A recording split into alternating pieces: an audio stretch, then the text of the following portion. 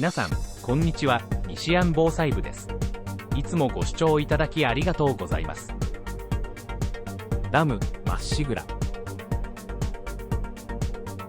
このチャンネルでは三峡ダムの最新情報と中国を念頭に気になるニュースを詳しく解説しています。短い動画ではありますが、お付き合いのほどよろしくお願いします。4月2日、新年度がスタート。地上波では全く伝えられない三峡ダムの現況です。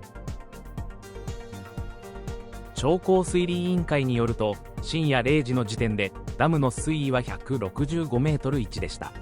おとといと比べると15センチの下げ。最近上げたり下げたりの繰り返し、そろそろ本格的に下げていかないと目標水位には到達しない可能性があります。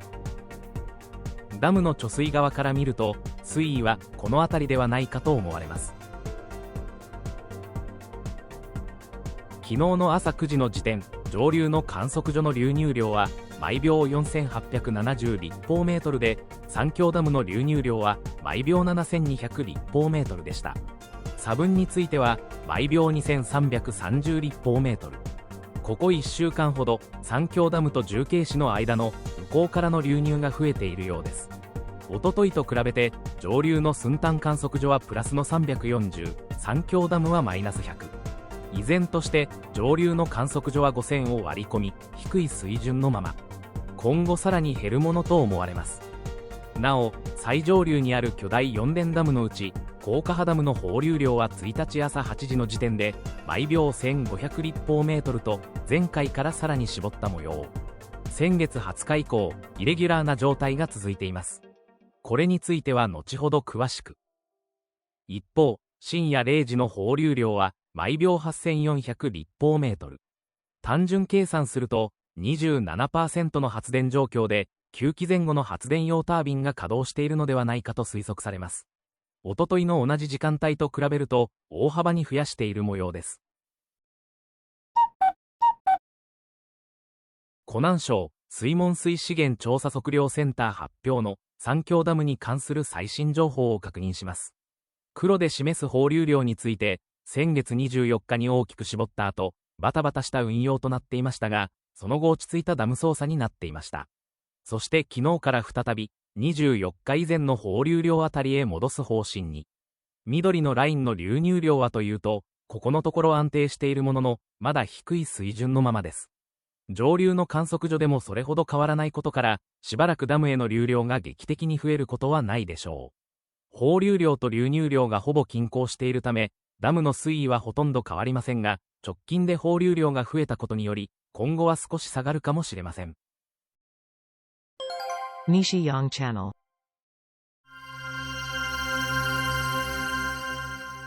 三峡ダムと最上流にあるダムの流量について、公表されているデータで確認してみましょう。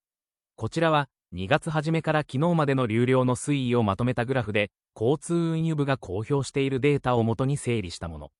上が三峡ダム、下が高架波ダムを示します。最初に高架波ダムについて、今回の注目点は、ただでさえ少ない放流量をさらに絞ったという件。これは発電を抑えているということでもあります。ご覧の通り、旧正月の時期よりも低い水準に抑えられています。また、流入量と放流量がほぼ同じという点にも注目。おそらく高架波ダムよりも上流にある3つの巨大ダムも連動していると思われます。放流を抑えて貯水量を温存しようとしているのか、このあたりは謎です。次は三峡ダムを見てみましょう。こちらは先ほどちらっと触れたように、放流量を以前の水準にまで戻しています。最上流で発電を抑えたので、その保管のために増やしたのかもしれません。三峡ダムの状況を見る限り、通常運転に戻りつつあります。流入量も抑えられるでしょうから、ダムの水位低下のペースは上がるかもしれません。いよいよ4月に入り、6月まではあと2ヶ月。そろそろ本気を出さないと、145メートルまで水位を下げる目標に間に合わなくなるかもしれません。さて、4月がスタートしたということで、あちらの地方新聞、湖北日報に、長江における今年の長期予報が出ていたので、シェアしたいと思います。あちらの言葉は全くわからないので、Google 先生に翻訳してもらった内容の抜粋がこちら。長江上流、これは三峡ダムよりも上流のことを指し、ここでは平年並みの予想。長江中下流、これはダムよりも下流側にあたり、平年よりも雨が少ないと見ているようです。全体としては干ばつと洪水の両方が発生するだろうとのこと。そもそも長江は、世界でも有数の長い川。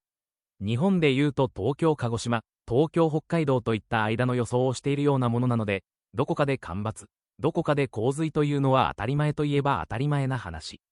ただ、記事では詳細な地域が示されており、ダムよりも下流側と、いつもこのチャンネルで定点観測している東帝湖は、今年も干ばつの予想が出ている模様。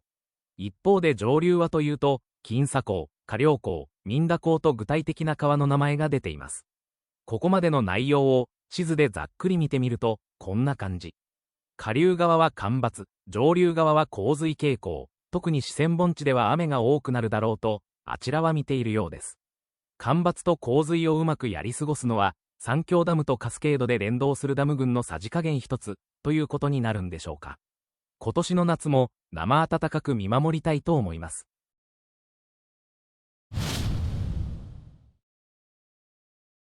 三峡ダムは巨額を投じて、長江の中ほどに建設されました。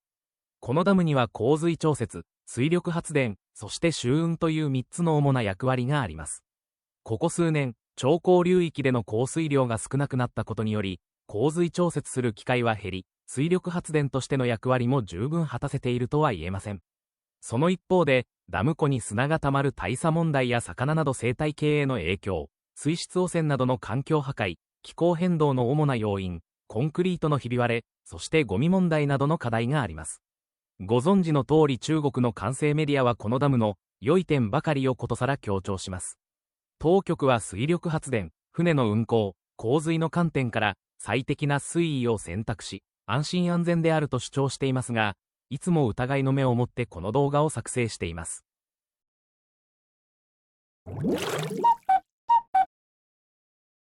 天気予報サービスのウィンディーで12時間の実績を見てみます。こちらは午後4時までの様子。三峡ダムの南側の地域で雨を降らせた雨雲が沿岸部を越え、日本にまで到達している様子が見られます。最近、降ったり止んだりの繰り返しですね。次に、今後の予想を見てみます。週末にかけて、先日の雨の降り方とそっくり。今日の三峡ダムの天気は最高気温が20度、最低気温が11度で小雨の予報。その後も長江流域の上に強めの雨雲が通り過ぎる機会が多そうです。日本の気象ニュースでは、西から天気は下り坂というフレーズをよく聞きますが、実のところ、遥か西から下り坂ということがよくわかります。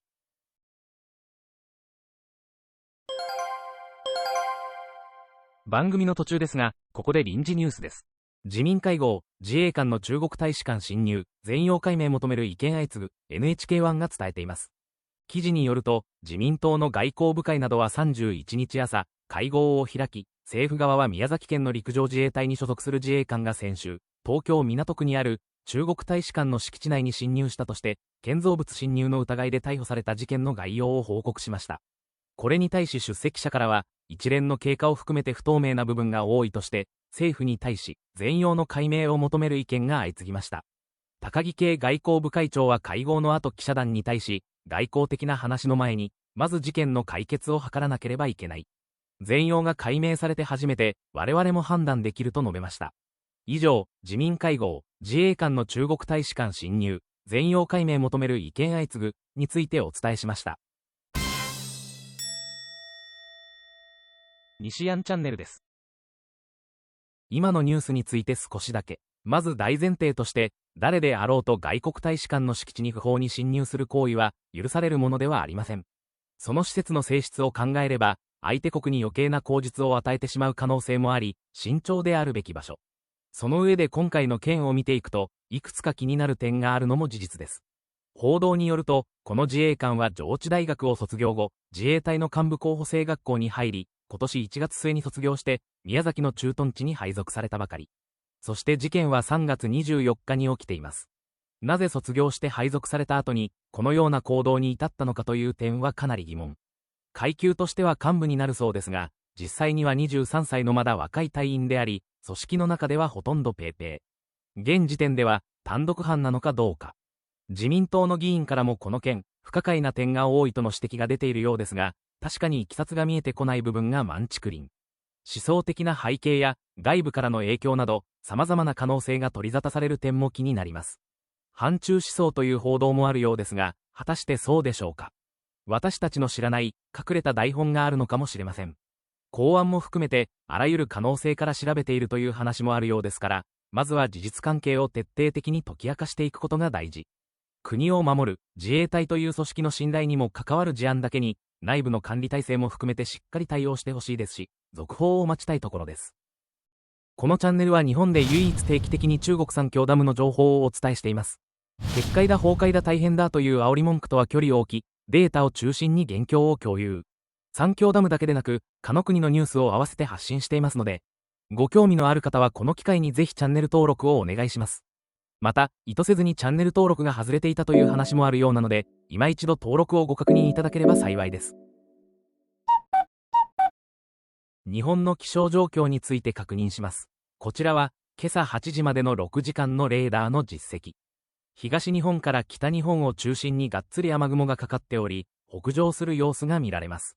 ニュースによると、東日本を中心に降水確率が高めとのこと。一旦西から天気は回復するものの、明日には再び天気は下り坂になるようです。